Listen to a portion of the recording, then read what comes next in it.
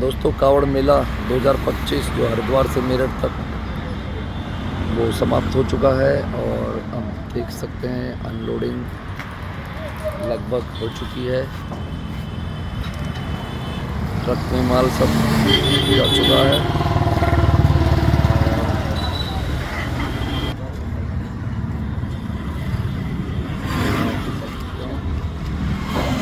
ये गाड़ी लोड हो चुकी है पूरी। ये गाड़ी लोड हो चुकी है और एक ये गाड़ी लोड हो चुकी है।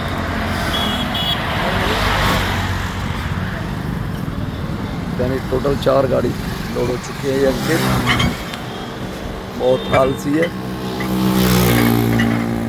अभी लोडिंग चल रही है। सिर्फ ये स्टैंड का काम बाकी है।